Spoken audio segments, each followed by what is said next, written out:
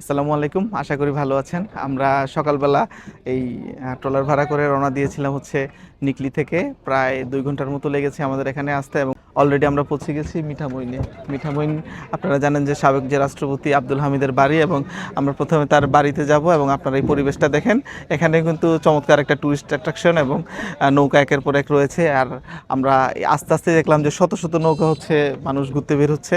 আমরা এখান থেকে এই সাবমার্সিবল যে রাস্তা আছে, হাওরের যে বিস্ময় এই এবং আলপনা দেখতে আমরা সেদিকে যাব, এবং এই রাস্তা দিয়ে হচ্ছে আপনারা চাইলে অষ্টগ্রাম এবং পাশাপাশি হচ্ছে ইটনা, তারপরে পিছনে করিমগঞ্জ আছে, এই সব জায়গা থেকে কানেক্ট করেছে এই রাস্তাটা। চলুন সবগুলো সৌন্দর্য আমরা ভোগ করবো। আর এই পাশে যেটা দেখছেন এটা হচ্ছে ক্যান্টনমেন্ট। আমি জানি না এখানে আসলে ক্যান্টনমেন্টে কি প্রয়োজন আছে, তবে বিশাল খরচ করে এবং বিশাল এক এরিয়া নিয়ে এই ক্যান্টনমেন্টটা সাজানো হয়েছে।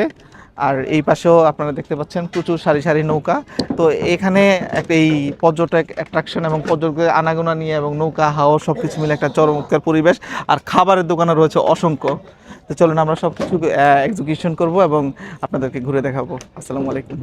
সকালবেলা আমরা একটা ট্রলার ভাড়া করলাম নিকলি হতে এবং রওনা দিয়ে দিলাম মিঠামইনের উদ্দেশ্যে। প্রায় 2 ঘন্টা লাগলো আমাদের এই মিঠামইনে পৌঁছতে। এরপরেই হচ্ছে আমরা রওনা দিয়ে দিলাম রাষ্ট্রপতি আব্দুল হামিদের বাড়ি।